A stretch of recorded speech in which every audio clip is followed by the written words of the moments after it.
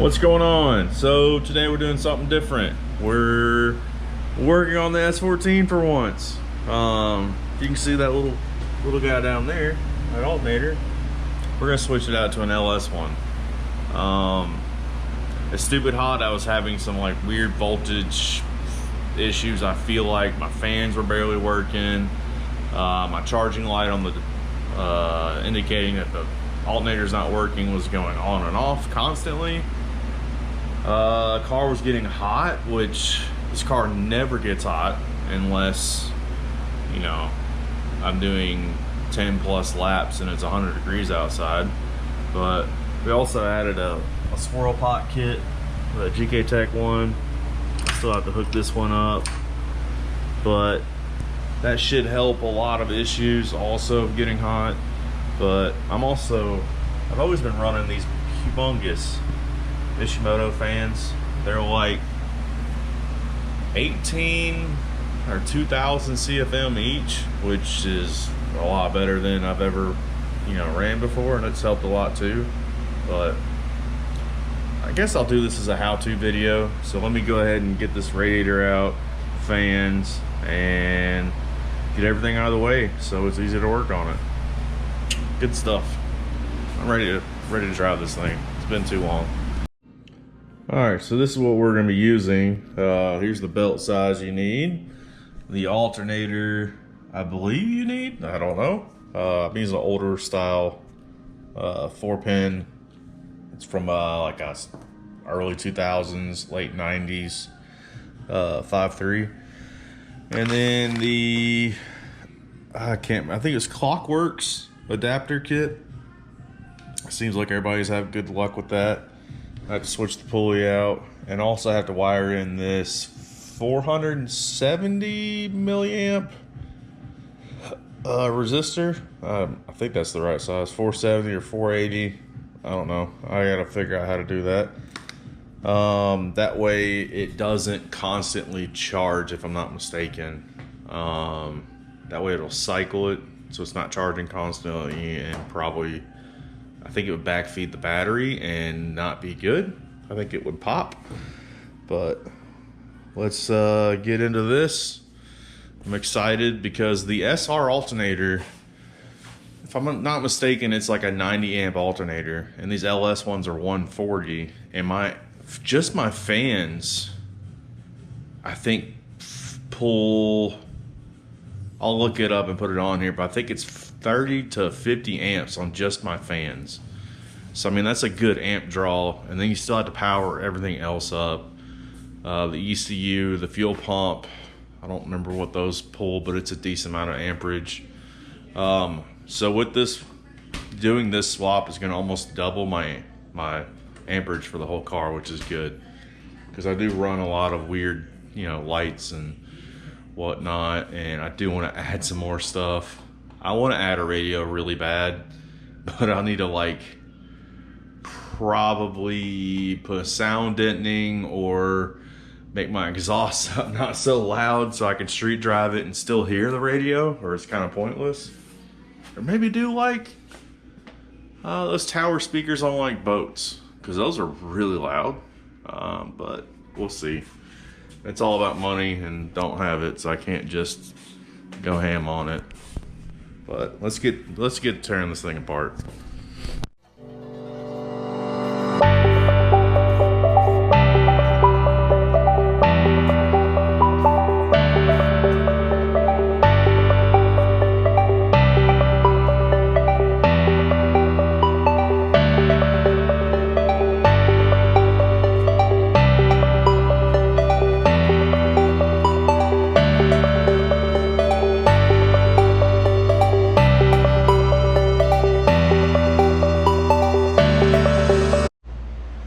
As you can see, that was very easy. Probably took me 1 minute.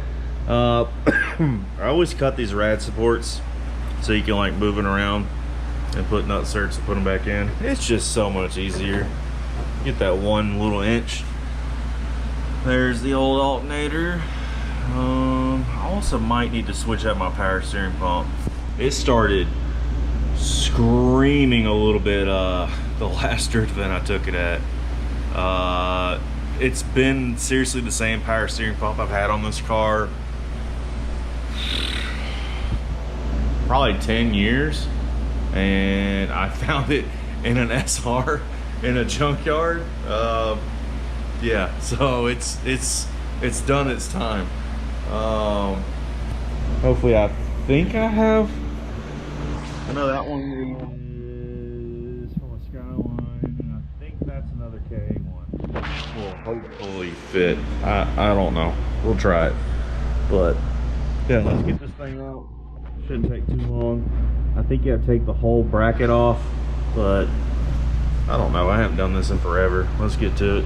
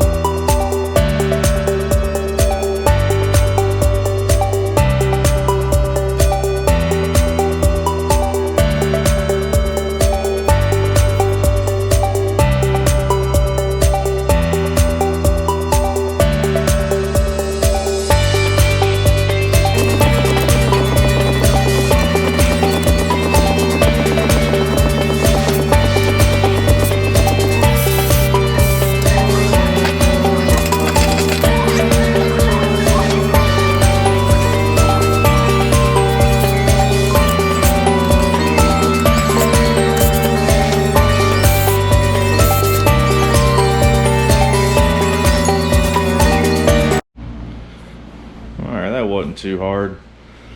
Oh, I just wanted to show the sheer size difference.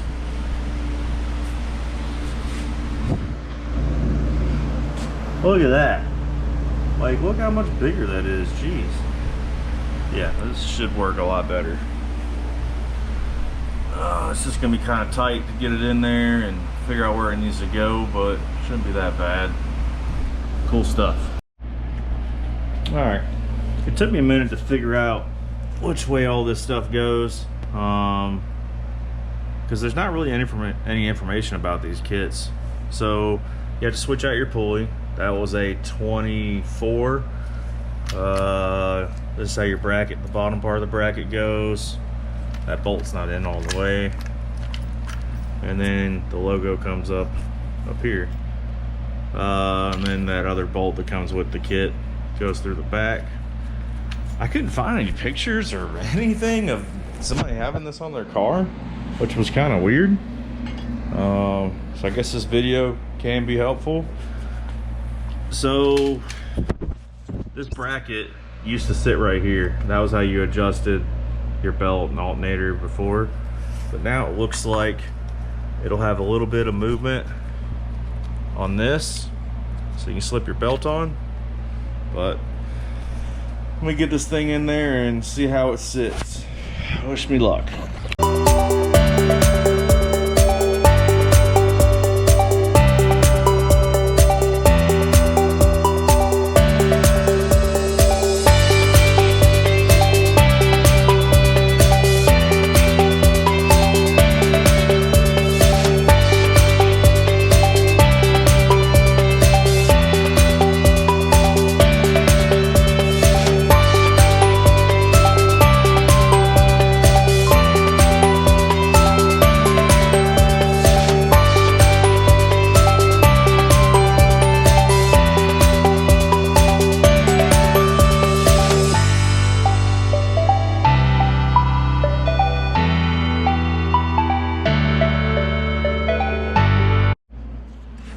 Bracket on. I noticed, man, that is really tight right here. Hopefully that doesn't become an issue, or I need to tweak this around some. I'll figure that out in a minute. Remember I was talking about my power steering noise? Well, I found the issue. I didn't tighten that bolt, this bolt right here, and it's just been grinding on the damn pulley. I feel dumb. Whoops. Alright, so I ran into, wouldn't say an issue, but the belt is the wrong size. The one that they say to get for you to get on the internet is wrong. So now I have to figure that out. Probably have to go get 3 or 4 different belts and go from there. But this is how it looks installed. That thing is massive compared to the OEM one. It's very tight. It's definitely gonna make it even more difficult to get my oil filter out. But I guess that'll push me to get like a remote oil filter just to make it easier to do this, because it's kind of in the way. I think I figured out the wiring. I had to call one of my buddies. He's done a bunch of LS swaps on like 240s and whatnot. Let's see. I just have to figure out. So this is like what the alternator connector looks like on the 240. Just got to figure out the pin out for that. But it kind of seems self-explanatory. But I want my charging light to work. That's the way I know if my alternator's not working. So I have to figure out the wiring for that. I think this is all I want to do for today. It's kind of getting annoying trying to figure out some little things, but I'll get back on this probably later tomorrow or later on this week. I got a decently busy schedule this week, so I mean, by the time, yeah, so just give me a second and it'll probably be the next day. All right, that took a little longer than I anticipated to get the right belt size, but I learned I'm using a truck alternator, which I think is bigger than an LS1 alternator. But here's the belt size for 5.3, older style, like 90s to early 2000s, and it fits perfect. I might have to show you what I used to measure it. It's kind of funny, but hey, it worked perfectly. So let me show you 1 second. So this is what I used. I use a zip tie. It might be hard to see, but I kind of measured kind of my halfway spot for tension on the adjuster and ran the belt. If you're using a LS1 style alternator, that should be the correct size belt. Not 100% sure, but that's what it looks like. That's what my buddy's using on his swap. So, and then I did learn, you know, I said earlier that bolt I didn't tighten. It became loose, unfortunately.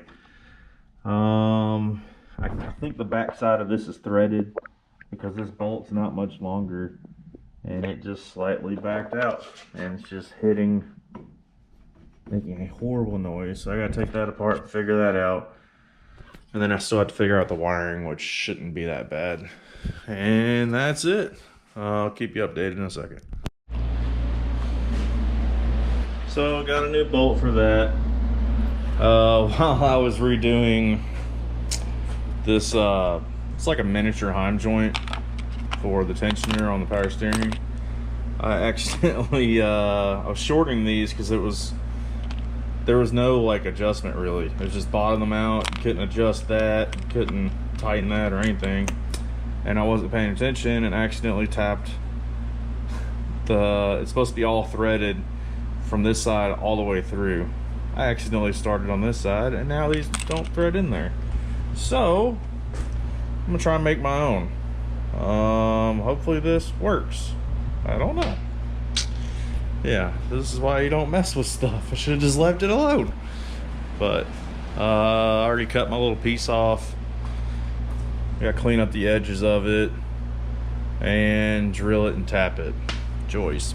Oh well, it happens.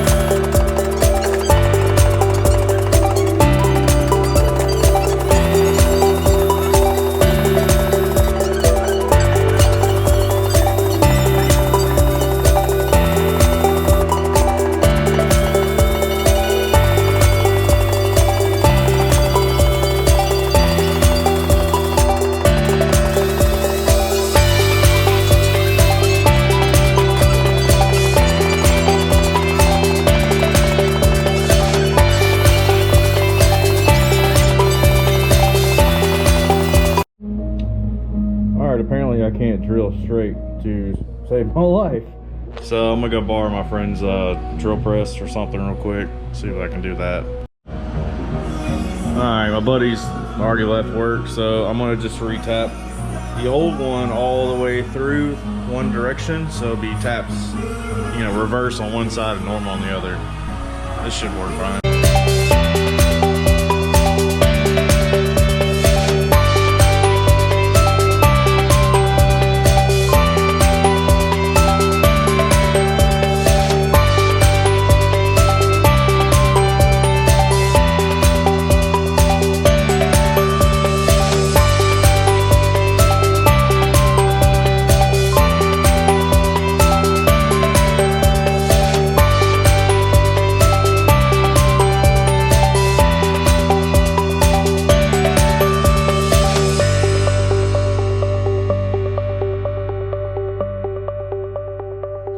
Alright, my crisis averted. So what the problem was is how this was factory, how I got it from is it Tarks? Let's see. I think so. This is a company in Australia, because the power steering pump usually is up here on SRs, but there's too much room, you know, stuff in the way. And also having it down there helps stop, I think it's fluid cavitation or something like that. But my problem was this sleeve was too long and I didn't have enough adjustment. So like this jam nut was getting stuck on the bracket. So I shaved down the sides of it on both sides, and one side the thread was fucked up. So I tried to tap it, but I forgot it's a heim joint, so it's like threaded. You start and it goes all the way through. And on this other side I tried to do it that way. Yeah, didn't work, but that's all right. If this doesn't work, I'll go back to this idea. I'll just have to use somebody's drill press, because yeah, your boy can't drill straight apparently. But let me put this back in and maybe you'll understand a little bit better when I show it to you. All right, it might be a little hard to see, but I had to shorten those things because before, see this? That one, I could not spin it because it was jammed against this bracket. So that's why I shortened this rod just a little bit. Now it's adjusted. I can tighten that a little bit and it's locked. All right, now back to the alternator. All right, I forgot to film the rest. I'm really bad at doing that. I just get on a roll and get stuff done. But I did figure out the wiring. All you have to really do is, I don't know if you can see, yeah. If you're looking at the connector, this is like the position it is, of this connector is. All you have to do is wire in your resistor into B and go to whichever is the 12 volt constant or ignition switch, depending on how your car's wired up. That's all you have to do. It's really not that difficult. I'm bad about overthinking things sometimes, and I was definitely overthinking that. But not a bad install. It works. Let's see, when I turn my fans on, all my accessories voltage only drops down just a little bit, which is great. I think it went down to like 13.9, and then it goes like to 14. It goes back and forth. Before it was dropping, I'm guessing a lot lower, because that alternator was bad, definitely. Internally it was just shot. But that's the rest of the write-up for you. Thanks for watching. Let me know if you like this kind of footage, or if it's just kind of silly or helpful, or I have a lot more footage kind of like this in the works. I just have to get to it. But thanks for watching. See you on the next one. Peace.